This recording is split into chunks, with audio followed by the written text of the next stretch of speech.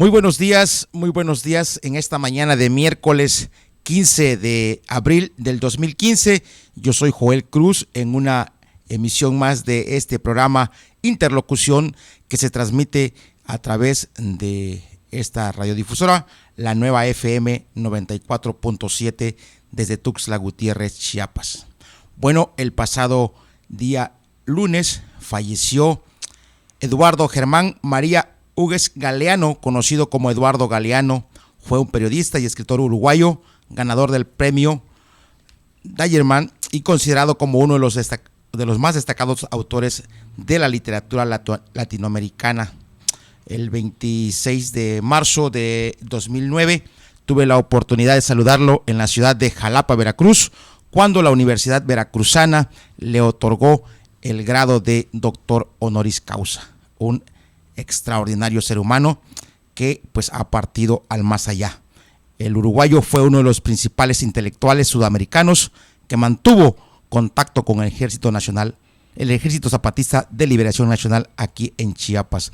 En una nota de mi amigo Óscar Gutiérrez, que se publica en la sección de Cultura del Universal, dice que el nombre del extinto escritor Eduardo Galeano, quien dejó una huella intelectual en el Ejército Zapatista de Liberación Nacional, el SZLN, por su presencia y su reflexión en torno al grupo armado, será recordado y replicado durante el homenaje el próximo 2 de mayo. El zapatista José Luis Solís López Galeano, cuyo nombre tras su muerte asumió el subcomandante Marcos. Bueno, en Chiapas, Eduardo Galeano estuvo dando algunas cátedras, muchos chiapanecos tuvieron la oportunidad de acudir con él y pues emanar de esa sabiduría que él transmitía. Pues descansa en paz, no sé si descansa en paz, pero ya no está con nosotros, ya no está en esta tierra, don Eduardo Galeano. En esta mañana, pues la bienvenida nuevamente al maestro y doctorante, a don Rogelio Aguilar Cruz. Rogelio, muy buenos días, ¿cómo has estado? Buenos días, maestro, bien, aquí con el gusto de saludar a la gente que como cada miércoles en punto de las 9 de la mañana nos escucha y pues arrancando ya en materia, tuvimos la oportunidad de hacer una invitación a tan querido y distinguido amigo, paisano y además también reconocido académico, ¿no? Es actualmente secretario académico del Instituto de Investigaciones Jurídicas de la UNACH, paisano, el maestro Omar David Jiménez Ojeda, a quien le damos la más cordial de la bienvenida. Omar, ¿cómo estás? ¿Bien?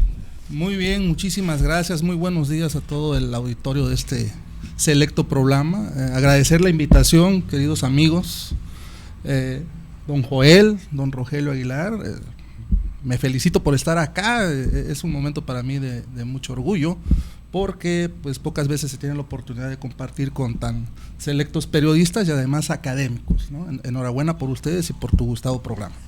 Nosotros yo soy un aprendiz de la cultura, soy un aprendiz de las letras, soy un aprendiz de todo, siempre así me he definido, y como decía el gran García Márquez, yo soy un aprendiz de escribidor, ¿no? Entonces somos aprendices. Pero escribes muy bonito, dijera la canción.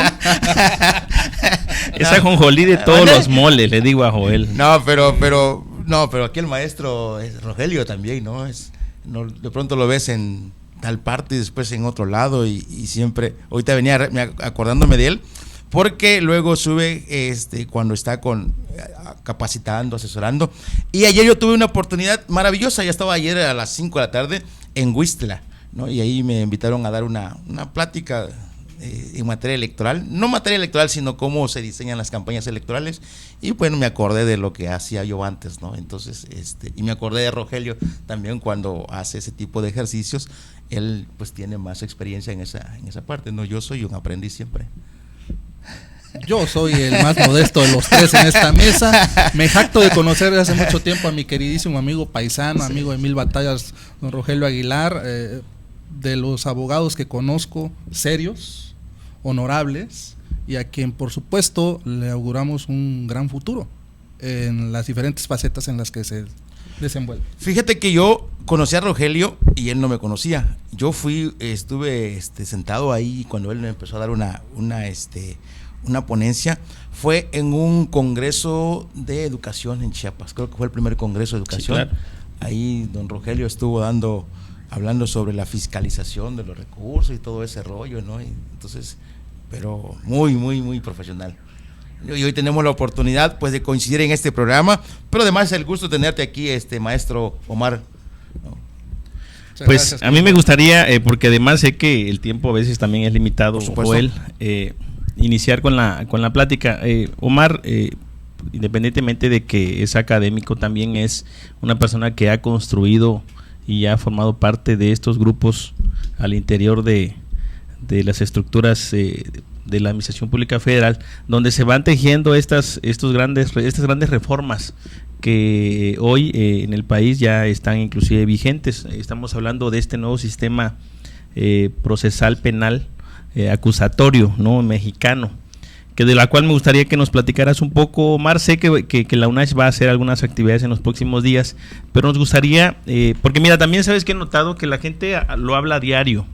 Es más, los abogados que aún todavía litigamos, nos llenamos la boca hablando de este tipo de temas. Sin embargo, siempre me he preguntado qué tanto lo conocen, qué tanto le es práctico al abogado litigante, qué tanto también ha avanzado la capacitación al interior de las mismas estructuras que imparten y procuran justicia. Es decir, todo este diseño, nos gustaría que nos platicaras, ¿no? Es decir, primeramente la pregunta obligada sería, ¿por qué hubo un cambio de modelo? Sería la primera pregunta, para que la gente sepa qué significa este cambio o esta reforma que hubo en torno al nuevo proceso penal acusatorio aquí en México.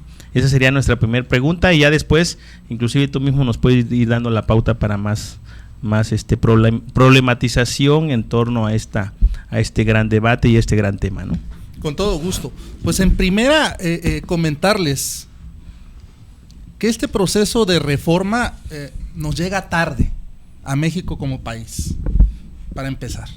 Hubo toda una ola de procesos de cambio del sistema. Recordemos que nuestro sistema penal, el que tú y yo estudiamos, todos los que nos escuchan en la radio que son abogados, incluso quienes aún están cursando programas de derecho en escuelas, de derecho aquí en Chiapas y en todo el país, no están llevando la materia nueva del sistema procesal penal acusatorio. A ti y a mí nos enseñaron el sistema procesal mixto, tradicional, con matiz inquisitivo, es decir, la herencia cultural y jurídica de México, pues es una herencia jurídica continental europea. Del derecho romano pasamos al derecho español, recordemos cuando éramos la Nueva España, y ahí se recordará que había un sistema inquisitivo. En el México independiente, pues heredamos lo mismo, y esta ola de reformas en toda Latinoamérica surge muy cerca de acá, mi querido Joel, allá por donde tú eres un símbolo de cambio. En la costa chiapaneca tenemos la frontera con Guatemala.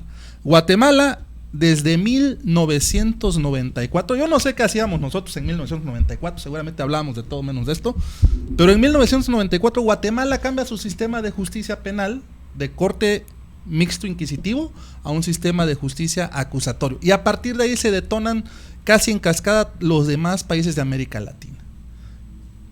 Chile en el año 2000, que es la experiencia exitosa más reconocida. Colombia en el año 2004, Colombia que quizás a muchos no les gusta que digamos esto, pero en algún momento Colombia estaba como hoy parece ser que está nuestro país en todos sentidos, y hoy Colombia es un país distinto, entre otras cosas porque modificaron su sistema de justicia, pero también fortalecieron sus instituciones. Pasa por una reforma electoral, por una reforma del Estado, ¿no? Una reforma financiera a los mercados, etcétera. Y a nosotros nos llega hasta el año 2008. ¿Cuántos años nos llevó Guatemala? 14 años. Entonces, si además de que nos llega a partir del 2008, decimos que la reforma se tiene que consolidar hasta el 2016, es decir, el próximo año, en junio, vence el plazo constitucional para que en todo el país, los 31 estados y el Distrito Federal, más el sistema de justicia federal, el sistema acusatorio quede implementado. Es decir, vamos contra reloj. ¿Y por qué cambiamos? Pues todos recordemos los movimientos sociales en México a partir del año 2004, 2005, 2006 y más recientemente 2007, toda aquella ola de delincuencia que generó que organizaciones de la sociedad civil salieran a las calles a manifestarse, es decir, no fue una concesión gratis de las autoridades, esto fue un movimiento político, social, cuya ciudadanía demandaba el cambio de sistema. En México, tú lo sabes bien, Rogelio y Joel, tenemos un índice de impunidad del 98%, es decir, de cada 100 delitos que hoy se van a cometer en este país, solamente 2 que denuncien las víctimas llegarán hasta un proceso sin que podamos asegurar que esos 2 que lleguen a un proceso penal van a tener una sentencia condenatoria. Esto funciona también como un aliciente para la delincuencia, porque saben quienes se dedican a las actividades delincuenciales que realmente hay pocas posibilidades de que el sistema de justicia los atraiga. Esa era una asignatura pendiente en nuestro país y en un país que aspira, por supuesto, a dejar de ser de los lugares de media tabla, por así decirlo, en el escenario mundial. Ok. Joel. Bueno, ahora aquí la otra pregunta sería, ok, ya nos dijiste a qué o sea, por qué se diseña el modelo. Ahora, nos metamos en tema ya del contenido. ¿En qué consiste este modelo? O sea, cuando hablas, es un sistema procesal penal acusatorio. Probablemente tú y yo lo identificamos, Joel también, pero como estamos hablando con un radioescucha que probablemente quisiera saber más del tema, tendríamos que decirle en qué consiste básicamente. O sea, ¿cuál es el cambio de modelo en sí? Es decir, tal vez el ABC de qué tiene que hacer alguien, es decir, que tal vez va y se va a acercar con alguien que le tenga que verificar o hacer o llevarle el caso, ¿qué va a hacer el abogado con este nuevo sistema procesal, ¿no? Por supuesto, para todos los radioescuchas de este programa, el cambio de modelo significa un cambio de cultura, un cambio hacia el interior también de las propias organizaciones que para nosotros les llamamos operadores del sistema. Estamos hablando del Poder Judicial, de los fiscales del Ministerio Público, de los defensores públicos, muy importante, de las policías. Todo este cambio de sistema no va a tener resultados si no cambiamos nuestras instituciones. Es como invitarte a una fiesta elegante con el traje que te has puesto durante los últimos 25 años. Seguramente nadie va a querer bailar contigo. Entonces, en ese sentido, en un primer momento de lo que se trata esta reforma es cómo le hacemos para que nuestros operadores, nuestras instituciones sean mejores. Cómo dejar esas viejas prácticas que le hicieron mucho daño a nuestro país en temas de justicia y avanzamos hacia un mejor modelo. ¿Por qué le llamamos sistema acusatorio? A nuestro público le queremos explicar esto. Es muy sencillo. En el sistema anterior, el que va a dejar de tener vigencia, el proceso era inquisitivo, es decir, el fiscal del Ministerio Público te formulaba una acusación como imputado y prácticamente esa misma resolución se volvería sentencia. Y de estos hay ejemplos a montones, ¿no? Las faltas al debido proceso, todos los casos mediáticos estos de los últimos 5 años en México que están documentados. México está en el banquillo de los acusados en la Corte Interamericana de los Derechos Humanos. Recordemos el caso Rosendo Radilla, entre otros, y ahí vienen 5 más. Todo eso generó que nuestras instituciones, contrarreloj, una vez de que todos los países latinos han cambiado, y México es el último en hacerlo, se decidieran hacer este cambio. Y este cambio pasa porque necesitamos una policía, fíjate el cambio trascendental, una policía municipal aquí en Tuxtla, una policía municipal en Berriozábal, una policía municipal en cada uno de los ayuntamientos de este estado, con capacidades de investigación. No queremos ministerios públicos investigando en la calle, queremos ministerios públicos dirigiendo la investigación a cargo de policías capacitados.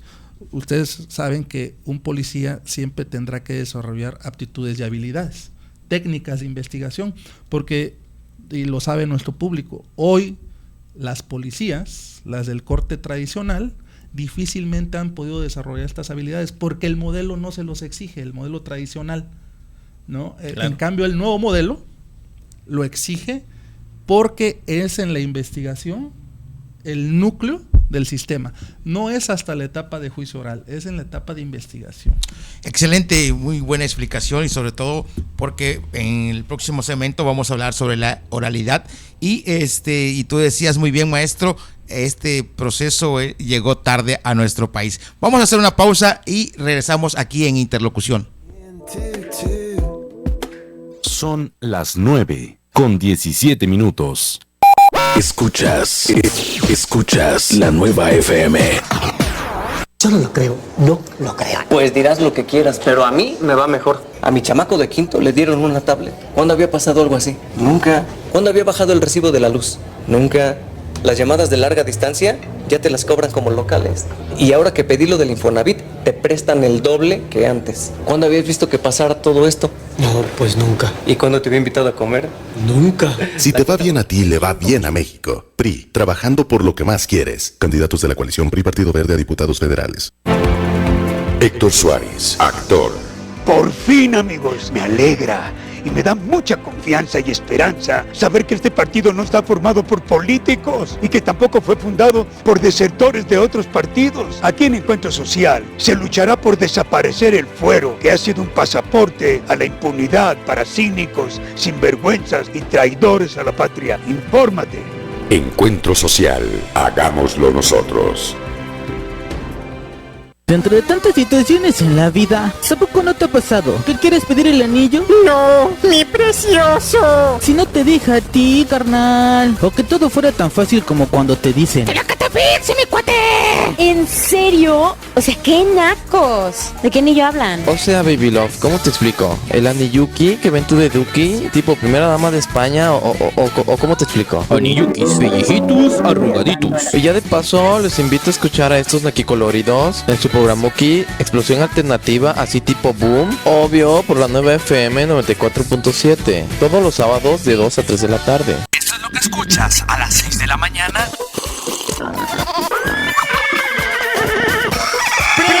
¡Préndele! A la nueva FM 94.7. Son Grupero, un programa divertido, con energía, guapachoso y mucho ritmo. Soy Cristian Morales, el chiquillo conductor de Son Grupero. Te espero de lunes a viernes en punto de las 6 de la mañana.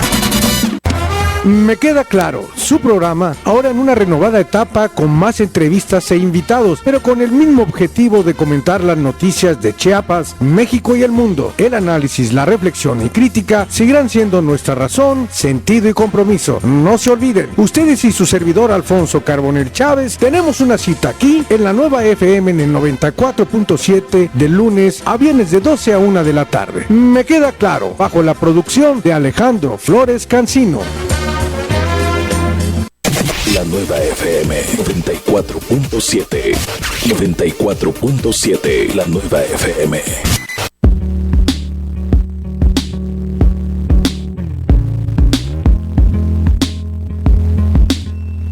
Seguimos aquí en Interlocución, en este programa de que se transmite todos los miércoles a través de la 94.7 desde Tuxtla Gutiérrez. En esta mañana tenemos de invitado al maestro Omar David Jiménez Ojeda. Él es un catedrático y además con una especialidad en el derecho penal acusatorio, el nuevo sistema en México. David, la oralidad es el medio por excelencia para poner en marcha los principios rectores del sistema acusatorio. Sí, normalmente la gente piensa que hablar del sistema de justicia penal el nuevo es sinónimo de hablar de juicios orales en general. Pero ustedes recordarán que los juicios orales en general no son nuevos en México. Los traemos en el derecho agrario desde 1992. Oaxaca también creo que fue el primero del estado, ¿no? Y por materia el derecho agrario es oral en los tribunales. Sí, aquí en el Tribunal Unitario es la oralidad. Es una característica de los principios. Los procesos laborales ante la Junta de Conciliación son orales. Entonces la oralidad no nos debe de ser desconocida. Simplemente tomamos esa característica de la oralidad en los procesos y la hemos traído al derecho procesal penal. Los principios constitucionales los encontramos en el artículo 20 constitucional, que son publicidad, contradicción, inmediación, continuidad, etcétera, y a este le agregamos la oralidad, es decir, Para que nuestro proceso procesal penal nuevo tenga éxito, tenemos que alejarnos de la cantidad de papeles que se generaban en una agencia del Ministerio Público y en un juzgado tradicional, ¿no? Sí, tenemos que hacer juicios más sumarios. Juicios más expeditos, más sumarios. A nuestros radioescuchas les recomendamos un documental que suele ser pedagógicamente muy entretenido, solamente tarda 25 minutos, lo pueden buscar en YouTube, se llama El Túnel, y te da cuenta de cómo es un proceso penal en el Distrito Federal, ¿no? Ante toneladas de papel. La justicia se esconde atrás de toneladas de papel. Pues bueno, como para cerrar un poco este tema de cómo está el sistema procesal penal mexicano, a mí me gustaría, maestro, que nos dijeras ¿cuál es el reto para poder llegar al 16, en un junio, donde tendría ya que estarse echando a andar este sistema? Es decir, ¿cuál es el reto, cuál es el desafío, cómo se encuentra? Es decir, un diagnóstico. Yo entiendo que además de que pues tú eres un abogado certificado en estos temas, debes traer el contexto nacional de cómo está México. Sí estamos haciendo todas las cosas para que se eche a andar el sistema. ¿Qué nos faltaría hacer? Y bueno, lógicamente yo siempre he sido mi crítica siempre genera autocrítica. ¿Cómo estamos en Chiapas? Es decir, ¿vamos bien en Chiapas? Porque también el radioescucha debe tener precisión de que pues no todo depende de que alguien vaya y haga un bonito edificio, o que tengamos 1, 2, 3 maestros o 2 o 3 abogados que conozcan el tema. Se requiere, entiendo, todo un andamiaje donde todos pongan su parte para que este sistema funcione, ¿no? Sí, por supuesto. Creo que el desafío es, estimado Rogelio, querido Joel, cómo llegar al 2016, a junio del 2016, con posibilidades reales de que el sistema, por así decirlo en términos coloquiales, cuaje o permee, ¿no? Uh-huh. Para todos los justiciables. Por justiciables entendemos la gente que está ávida de justicia. Primero, el primer desafío, y creo que ese no es problema, es tener la infraestructura.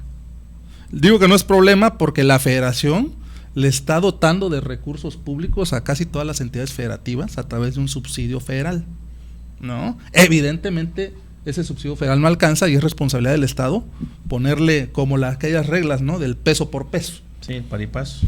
Así es, pero ahí van, ¿no? Y podemos ver en el sureste mexicano, Tabasco, Quintana Roo, ya operan el sistema, Chiapas, por supuesto, Oaxaca, que fue estado pionero, aquí nada más en el istmo de Tehuantepec, ¿no? Desde el año 2006, aún antes de la reforma constitucional, había juicios orales en materia penal, porque Oaxaca y Chihuahua, que fueron los dos estados, no tuvieron que esperarse una reforma constitucional. Ellos se dieron cuenta que era una mejor justicia la de este corte acusatorio que la tradicional, y por eso cambian.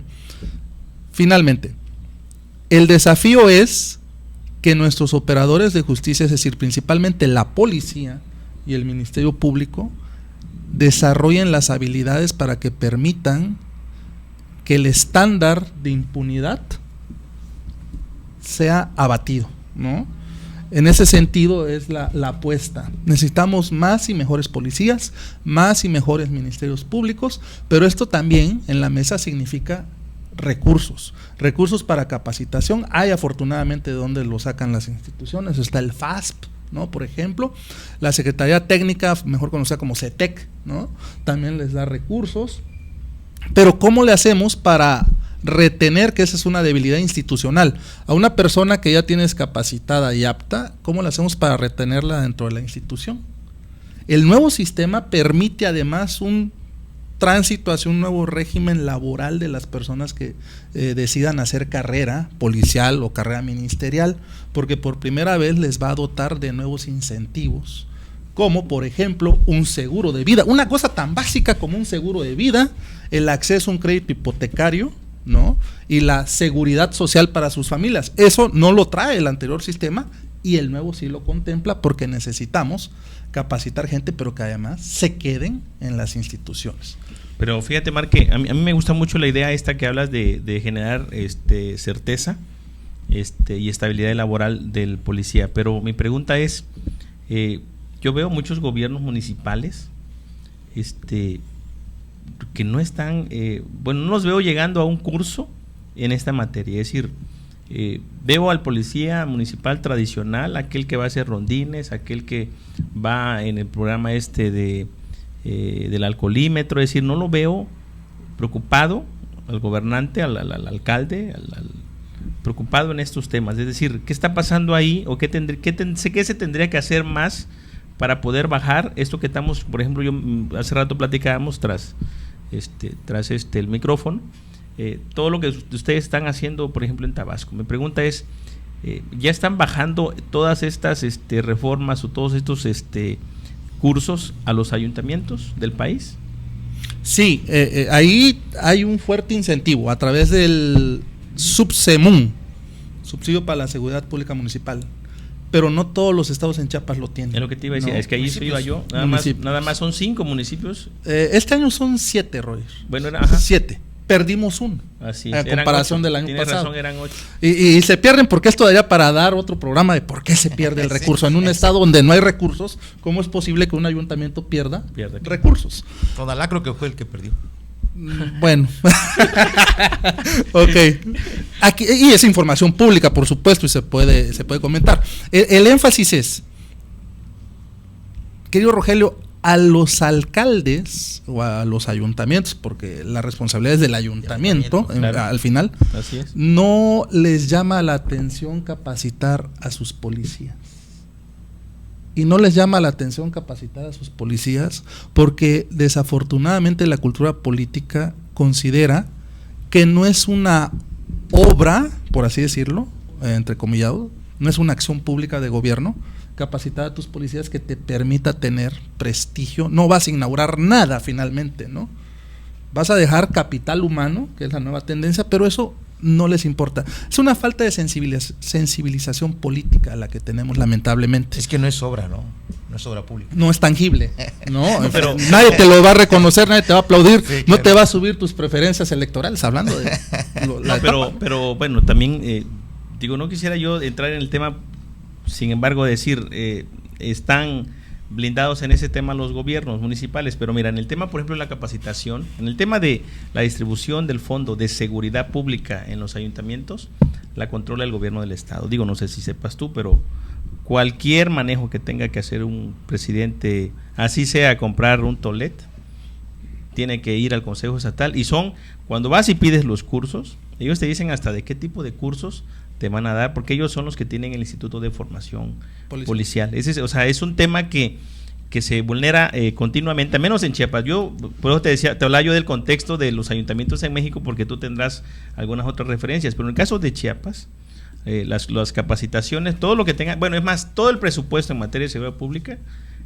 tiene que venir bajo una negociación, un trámite y prácticamente una concertación casi dirigida del gobierno del estado, ¿no? O sea, hay un instituto de formación policial que te dice inclusive qué cursos, y ya lógicamente vienen maniatados, ¿no? Pero salió el comentario porque yo decía, ojalá que ya este instituto de formación policial tuviera ya estos cursos, porque son los a donde pudiéramos en este último año decirle, oye, alcaldes, éntrenle cuando menos para empezar a quitar un poco ese mal rostro del modelo tradicional, porque vamos a entrar a un modelo nuevo, ¿no? Claro. Esa sería un poco la referencia, ¿no? Exactamente.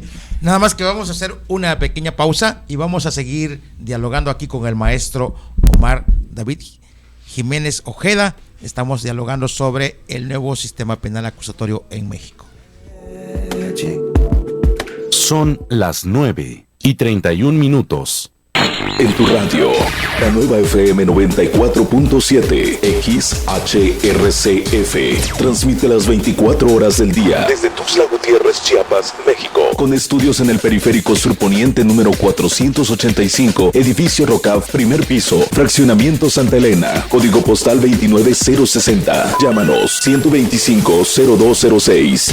La nueva FM. Internet www.lanuevafm.com.mx. Síguenos en Facebook, La Nueva FM Tuxtla. Twitter, @La Nueva Tuxtla. La Nueva FM 94.7 es un concepto de Grupo Rocaf, Derechos Reservados 2013. Cuando iluminas a México con nuestro color turquesa, haces la diferencia. No somos la opacidad de la corrupción, somos el turquesa de la honestidad. No somos la oscuridad de los que cobran sin trabajar. Somos el turquesa de los que enseñan en el salón de clase. No somos el gris de la violencia. Somos el turquesa de todos los que piden justicia. Piénsalo bien. Nuestro color hace la diferencia. Este 7 de junio, elige turquesa. Vota Nueva Alianza. México vive una historia triste, amarga e injusta. Sus gobiernos privatizaron la banca, Telmex, Ferronales. Le cargaron al pueblo la deuda multimillonaria de los bancos. Aumentaron los impuestos. Entregaron el oro, sus playas, su petróleo. En el Partido del Trabajo estamos luchando porque los mexicanos escribamos una nueva historia. Partido del Trabajo, seguridad y justicia para la salvación de México. El Peluche es el programa que a todos está gustando. Lo conduce Eduardo Tello junto a sus invitados. No importa que los otros se mueran de celos. El Peluche es el programa que sí está de pelos. El Peluche. Pelos. Pelos. El Peluche, el programa que sí está de pelos. Martes, miércoles y jueves, 18 horas. Chiquita. Vía pública. Una alternativa para la participación ciudadana. El acceso a la información más relevante. Un concepto que te permite interactuar con los acontecimientos del momento a través de las noticias, debate, análisis. Vertidos por profesionales en los diversos temas. Sintonízanos los días jueves a partir de la 1 de la tarde a través de la nueva FM 94.7. Conducido por Osvaldo Suárez y Daniel Rosas. Vía pública. Vía pública. Soy Santiago Vázquez y te invito a escuchar Nuestras Raíces, un programa diferente con gente sobresaliente.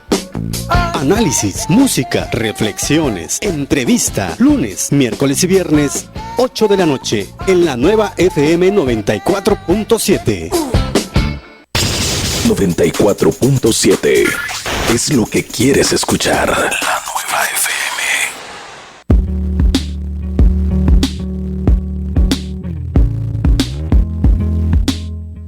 Bien, bueno, seguimos aquí platicando con el buen maestro Omar. Omar, ya pasando un poco a estos temas de la praxis, ¿no? De cómo pudiéramos mejorar todo este tipo de situaciones. Entiendo que la UNACH está haciendo un esfuerzo titánico, independientemente de que ya tenga doctorados, maestrías. Entiendo que también la UNACH está preocupado por esos temas del nuevo proceso penal. Me gustaría que ahondaras un poco, también nos gustaría que nos hicieras un poquito de historia, ¿no? ¿Cuándo inicia el Instituto de Investigaciones? ¿Cuánto inicia como centro? ¿Cuáles son estas diferencias? ¿Por qué es importante que la gente entre a un doctorado, una maestría? ¿Qué diferencia tiene con estos posgrados tradicionales que hay en Chiapas, que se ofertan en Chiapas? Y finalmente, pues nos gustaría que nos hicieras esta invitación para que pues la gente que nos escucha pues y esté interesada en el diplomado que van a realizar, pues lógicamente también sepa inclusive a dónde tiene que acudir y que nos des toda esta información que finalmente en algún momento, estoy casi seguro, nos va a servir, porque a 2 días de que inicie el diplomado todavía estamos muy a tiempo para que la gente se interese y pueda acudir, ¿no? ¿Cómo no, Rogelio? Con mucho gusto. Pues bueno, nosotros somos egresados de la Autónoma de Chiapas. Estudiamos en la Facultad de Derecho en San Cristóbal, estudiamos una maestría también aquí en el campus de Contabilidad y Administración en la UNACH. Nos sentimos orgullosos de pertenecer a la UNACH, y es en el año del 2012 cuando un grupo de egresados del UNACH nos reunimos y la entonces autoridad rectoral decide apoyar un proyecto que se trataba de construir un centro de investigaciones jurídicas, porque en todo el sureste del país no lo hay. Si aprovechamos las ventajas competitivas y las ventajas comparativas de dónde estamos puestos en Chiapas, nos daremos cuenta de que Chiapas es un laboratorio en lo social que da para 1001 cosas, ¿no? En la práctica del día a día del abogado, nosotros vemos, y ustedes lo saben, que las prácticas siguen siendo las mismas, ¿no? Prácticamente. no hemos desarrollado investigación jurídica en Chiapas precisamente porque no hay investigadores, ¿no? Para haber investigación, para que haya investigación, tiene que haber investigadores. Y al no tenerlos, entonces se construye este instituto. Este instituto nace pues con esa visión de cómo coordinar a la Universidad Autónoma de Chiapas con la realidad social. Todos los fenómenos sociales que se puedan estudiar desde una perspectiva del derecho. Y es como el instituto nace y su centro, su sede física está en Ocoso, Cuautla de Espinosa, tierra, por cierto, del jurista Emilio Rabás. Hoy, el Instituto de Investigaciones Jurídicas, a pocos años de su creación, ya ha publicado 12 libros que pretenden abonar al quehacer jurídico. Tenemos además, y esto es muy interesante y puede interesarles, por supuesto, a quienes están estudiando, a quienes tienen una práctica profesional, una maestría y un doctorado. Son los únicos 2 programas de posgrado en Derecho en el Estado reconocidos por CONACYT como programas de excelencia. Estamos inscritos en el Padrón Nacional de Programas de Calidad, y a nuestros alumnos que se tienen que dedicar de tiempo completo a estudiar, el CONACYT les otorga una beca. Fíjate qué cosa tan buena, ¿no? Pagarte por estudiar. Por supuesto. No, porque de eso es lo que se trata. Este programa de maestría en Derecho y el programa de doctorado en Derecho tienen un énfasis. Son por investigación. No es una maestría o un doctorado profesionalizante. Es decir, si a un abogado le interesa mejorar su práctica en materia de amparo, pues seguramente no seremos una buena opción para él, porque en Chiapas felizmente hay otras instancias de educación superior que le pueden ofertar la solución a esa necesidad. Nosotros, ¿qué ofertamos? Es un programa con énfasis en metodología de la investigación, en epistemología jurídica, es decir, todos esos huecos, Rogelio, Joel, que en nuestra formación como abogados venimos arrastrando. Sí, es una deficiencia. Sí. Y cuando nos paramos en un escenario nacional con abogados del ITAM, con abogados de la UNAM, ¿no?, de la Libre Derecho, entonces vemos que ellos sí tuvieron esa formación en su carrera y a nosotros no nos lo ofertaron. Por eso buscamos llenar esos vacíos y potenciarlos para convertirnos en investigadores de lo social, y a partir de ahí generar propuestas de solución a los problemas que acontecen, no nada más en Chiapas. Te quiero decir que en el año 2014 el Instituto de Investigaciones Jurídicas del UNACH tuvo a su cargo todo el proceso de capacitación del sistema de justicia penal en Tabasco. Capacitamos jueces, magistrados, defensores, fiscales del Ministerio Público y policías. Más de 1,500 horas de clase, orgullosamente, fueron dadas por profesores chiapanecos del Instituto de Investigaciones Jurídicas. Y este año estamos por concertar la capacitación en el estado de Quintana Roo. Excelente. Bien, pues, y ahora platiquemos un poco del tema a que nos convocaste el día de hoy. ¿Qué viene el día viernes? El día viernes, por supuesto. Esta es una invitación, yo quiero aprovechar el espacio que ustedes generosamente nos brindan. Vamos a tener el diplomado práctico sobre el nuevo proceso penal acusatorio mexicano, en su segunda edición. Felizmente ya tuvimos una y fue todo un éxito. Esta vez lo hacemos en conjunto con el Poder Judicial del Estado de Chiapas. Nuestras clases serán la teórica los días viernes, a partir del viernes 17 de abril, en un horario de 4 a 9 de la noche.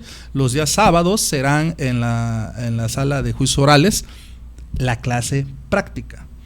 ¿Quiénes van a impartir las clases? Van a impartir las clases jueces, magistrados, defensores y fiscales del Ministerio Público que ya operan el sistema y que además tienen esa dualidad, ¿no?, de ser servidores públicos adscritos a la justicia y además ser académicos. Nuestro diplomado, la UNACH por normatividad solamente oferta diplomados de 120 horas, ¿no? Esto nos lleva a tener 10 fines de semana consecutivos teniendo 12 horas de clase. Porque además el sistema de justicia penal, como es nuevo, es sumamente extenso, es una información completamente genuina. Nosotros los abogados, mi querido Rogelio, tenemos que aprender a desaprender. ¿no? Nos tenemos que quitar de la mente toda la información del sistema anterior porque nada es igual. Es un cambio radical, ¿no? De 180 grados. Y una vez que aprendemos a desaprender, valga la expresión, estaremos en condiciones de generar y captar la nueva información. En este diplomado que ofertamos vamos a conocer desde la etapa de investigación, la etapa intermedia, la etapa de juicio oral y la etapa de recursos. Lo vamos a desagregar en 10 sesiones teórico-prácticas y por primera vez lo vamos a hacer a la luz del Código Nacional de Procedimientos Penales. Fíjense qué cosa tan interesante. Este código cumplió su primer año ahora en el mes de marzo. Ya opera en todos los estados que ejecutan el sistema. Pero es poco conocido por el abogado litigante. Y aquí este diplomado también busca darle respuesta a la petición que nos hicieron barristas, de abogados, ¿no? Colegios de abogados, de que no hay quien les dé capacitación. Y es entendible, porque los operadores del sistema primero buscan capacitar a su personal, ¿no? Claro. Y en un segundo momento, y si se puede, pues ya la abrimos hacia los abogados litigantes. Entonces nuestro curso es dirigido solamente a abogados litigantes para que se adentren hasta ese sistema y estén en posibilidades reales de ser competitivos hacia el día en que decidan incursionar en este nuevo proceso. Así que la invitación está abierta. Nosotros dejamos un número para mayor información, es el clave helada 968-68-828-77. Las inscripciones están abiertas, iniciamos ya el día viernes, el cupo es limitado, pero me dicen los compañeros organizadores que todavía tenemos espacio, así que esperamos que la comunidad jurídica responda a este llamado que hace la Universidad Autónoma de Chiapas. Excelente, sobre todo porque la mayor parte de las universidades, bueno, las particulares, tienen en sus planes curriculares pues la materia de derecho, ¿no? Y lamentable que muchos de ellos no tengan todavía estén impartiendo esta materia. Por eso ahí se vuelve la universidad con ese instituto, pues rompe con esos paradigmas que tenemos en Chiapas, y sobre todo porque, Omar, hay ahora sí, demasía de abogados, ¿no? Y abogados, pero que los vemos en todos los días con ciertas carencias, y lo que tú decías, bueno, hay que romper una parte epistemológica, llenar esas lagunas que hacen falta dentro de los saberes de los abogados. Vamos a seguir platicando contigo, Omar, en el último bloque, y vamos a hablar después del diagnóstico del proceso de fiscalización electoral en México, donde tú eres coautor con otros, me imagino que sí son catedráticos de la Universidad Autónoma de Chiapas. Vamos a hacer una pausa y luego continuamos. Son las 9:45. Tu estación, la nueva FM, tu frecuencia 94.7. Votar libremente es un derecho que nadie te puede quitar. Quien lo intente está cometiendo un delito. Si alguien intenta comprar, cambiar o condicionar tu voto, denúncialo. Si alguien te pide tu credencial para votar antes de las elecciones, denúncialo. Por ley, hay sanciones para quien cometa delitos electorales que van desde multas hasta cárcel. Llama a la FEPADE o acude a cualquier ministerio público. Instituto Nacional Electoral, INE. Yo me informo para saber por quién votar buscando en internet. Por redes sociales, por tele, periódicos, meeting. Los anuncios, ver la televisión, radio, hay diferentes medios en los cuales podemos investigar. Por periódicos, por internet precisamente. Platico con mi familia, sobre todo con mi mamá, que es la que sabe un poquito más acerca de las carreras políticas. Tú investiga qué te ofrecen, investiga por quién estás votando. El que está en el poder es el que recibe las órdenes del pueblo, el pueblo es el que manda. Instituto Nacional Electoral, INE. Todos hemos vivido depresión, tristeza, amor, las relaciones en pareja, relaciones sexuales, mitos y tabús. ¿Y tú cómo viviste tu primera vez? Liliana Luna y Jesuita Velázquez abordaremos estos y otros temas más desde un punto de vista natural y profesional. Sugerencias y comentarios para ti en Tus Sexaciones, todos los viernes a las 22 horas por la nueva FM 94.7. Esto es lo que escuchas a las 6 de la mañana.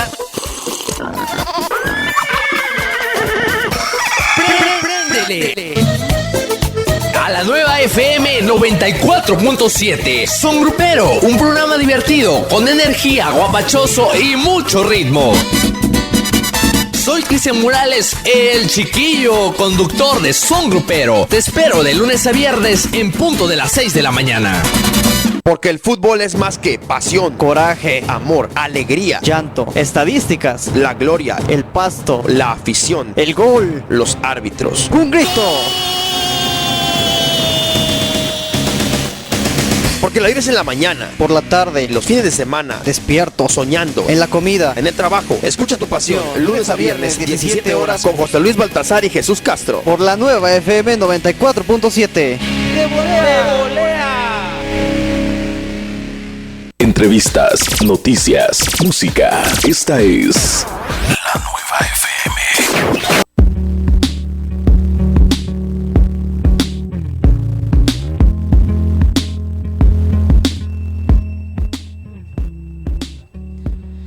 Bueno, un dato muy interesante que nos compartía aquí el maestro Omar es que en Chiapas hay alrededor de 67 escuelas o universidades que brindan, pues son escuelas de derecho, mientras que en Alemania, ese país maravilloso, nada más hay 37.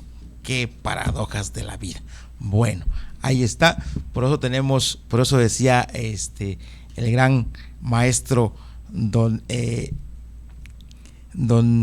Ignacio Burgoa sobre la simulación y el jurista, ¿no? La simulación del derecho y el jurista, ¿no? O sea, el jurista y el simulador. Hacía una gran reflexión ahí el maestro Burgoa. Pero vamos a hablar de otro tema, David, y este tema pues es interesante también porque al maestro Rogelio le fascina la parte de la fiscalización electoral en México, un diagnóstico del proceso. ¿Cómo andamos en esa parte? ¿Se fiscalizan los recursos en las elecciones? ¿Qué pasa? ¿Cómo están los partidos? Sobre todo hoy que hay una reforma electoral más enérgica, se puede decir, ¿no? Sobre todo porque en la parte donde están los actores políticos, y en este caso los partidos, es precisamente en el ámbito de la fiscalización. Primeramente quisiera introducirnos al tema. Este fue un proceso de investigación realizado por el Instituto de Investigaciones Jurídicas de la UNACH, auspiciado por el Programa Nacional, el Programa de las Naciones Unidas para el Desarrollo, el PNUD, ¿no? El PNUD hizo una convocatoria pública y se inscribieron las universidades de siempre, el ITAM, el TEC de Monterrey, la UNAM, ¿no? Y por primera vez fuimos como Universidad Autónoma de Chiapas y felizmente ganamos el concurso y hoy, con orgullo lo podemos decir, tenemos el entregable, ¿no? Que es, en la jerga así se dice, y damos cuenta de un diagnóstico del proceso de fiscalización. Como esto lo hicimos en el año 2011-2012, hablamos de cómo estaba el estado del arte o el proceso electoral en ese tiempo. Claro. Hoy las reglas han cambiado en cuanto a la fiscalización, pero este libro retoma, y esa es su valía, esa es su riqueza, los problemas que en ese tiempo nosotros detectamos y que felizmente la reforma electoral las hace propias, porque este documento fue enviado por el PNUD a Cámara de Diputados, al Congreso en general, y felizmente retomaron ahí algunos puntos. ¿Qué dijimos en ese tiempo? Bueno, es increíble que tengamos un proceso electoral que califica la elección y tenemos un presidente declarado electo por el Tribunal Electoral del Poder Judicial Federal y 4 meses después tengamos el dictamen de la fiscalización electoral. Entonces, las sanciones, porque teníamos candidatos que rebasaron los topes de campaña, lo cual significa una inequidad total en cualquier proceso, no lo podíamos sancionar con la pérdida de la elección o con la pérdida del registro, porque el calendario electoral ya no lo permitía. Imagínate, es como pintarte un león aquí en la pared y decirte que no te portes mal, cuando en realidad solamente es una simulación, ¿no? Sí, es cierto. Ahora, el otro tema que yo también digo, porque además te decía hace rato que el tema de la fiscalización yo la veo más desde el punto de vista de la función pública, que claro, tendría que tener una arista ahí, ¿no? También de la fiscalización electoral. Un tema que yo veo en México es que el ciudadano común y corriente exige la fiscalización siempre en función al recurso. Esa es también una práctica muy recurrente. El ciudadano común y corriente, cuando de repente mira que alguien lo están fiscalizando, lo están investigando, el morbo cotidiano es cuánto se robó, ejerció bien los recursos, pero no fiscalizamos la actuación pública. O sea, no somos muy dados a fiscalizar el acto público, que es todavía mucho más grande que el estar fiscalizando. El recurso es una parte de... Entiendo que también en la fiscalización electoral esto también tiene mucho que ver, ¿no, Omar?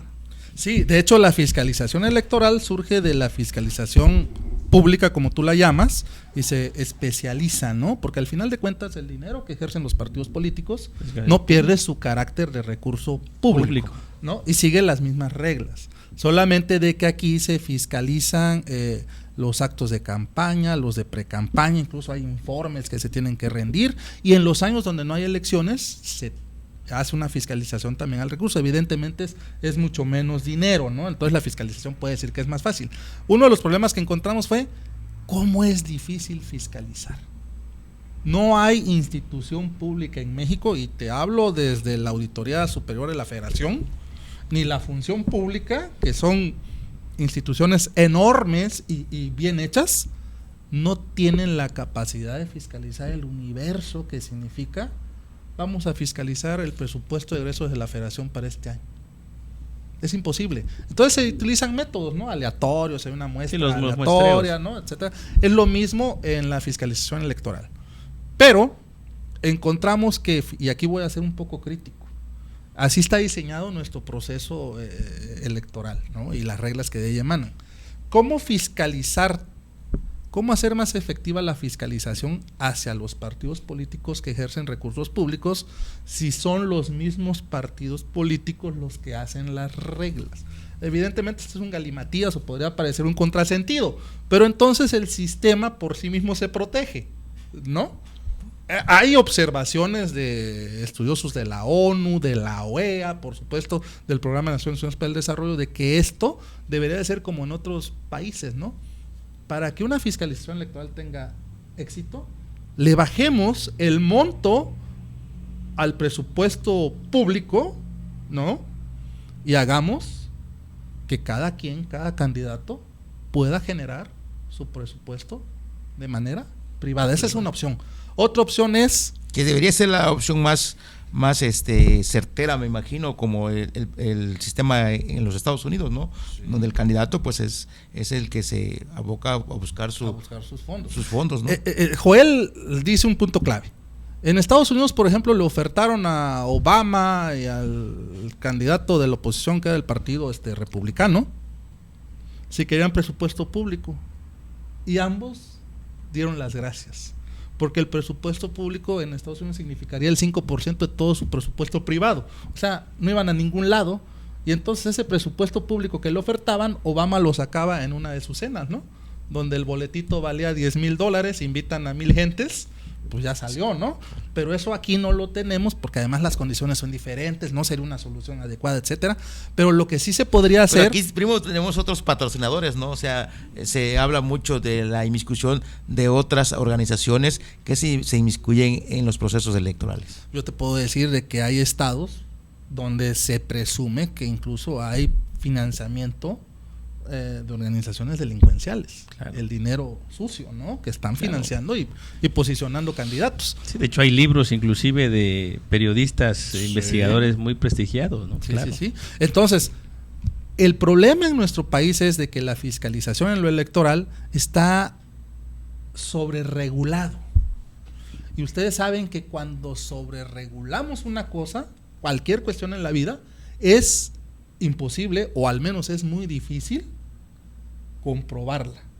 ¿Por qué? Porque te saturaste de reglas y ante el primer fallo tu proceso se derrumba, ¿no? Entonces tenemos que ser un poco más laxos y generar confianza en las instituciones. Claro.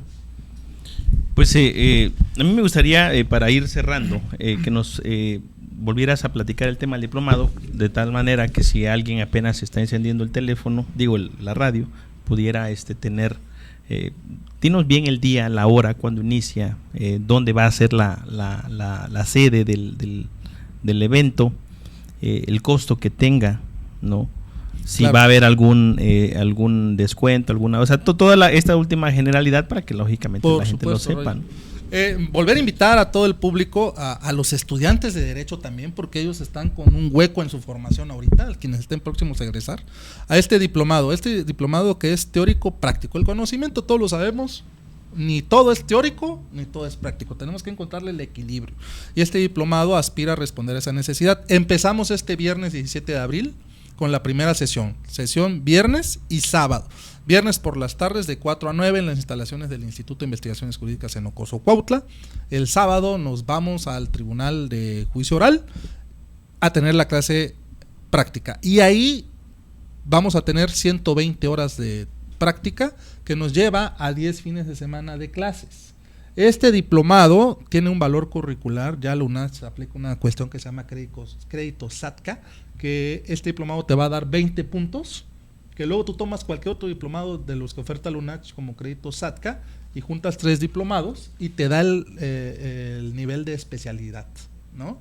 Qué cosa tan interesante, son las nuevas prácticas, ¿no?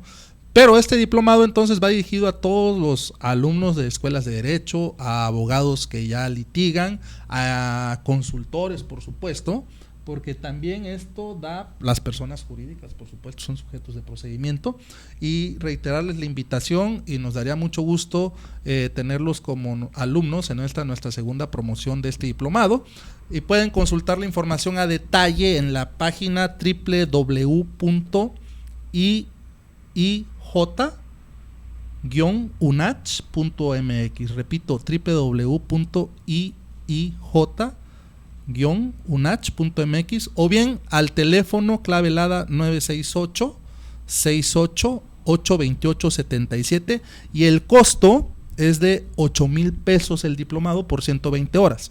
Pero nuestras autoridades universitarias han pactado de una disminución para que queden 7,000 pesos y la modalidad de pago pueda ser realizada en 2 aportaciones. 50% para empezar y 50% cuando el diplomado vaya por mitad. Muy bien, David, te agradecemos tu presencia, de veras fue un gusto, un honor tenerte aquí, sobre todo con esa sapiencia, esa sabiduría que tienes en esta materia del derecho procesal acusatorio en México. Muy buenos días, gracias David por tu presencia. Gracias a ti, Joel. Don Rogelio. Pues un último comentario, ojalá nos lo pueda resumir en 30 segundos. ¿Qué te pareció esta resolución de la Corte en el tema de que declaran constitucional el arraigo en México? Evidentemente es constitucional porque está reglamentado o está considerado en la Constitución.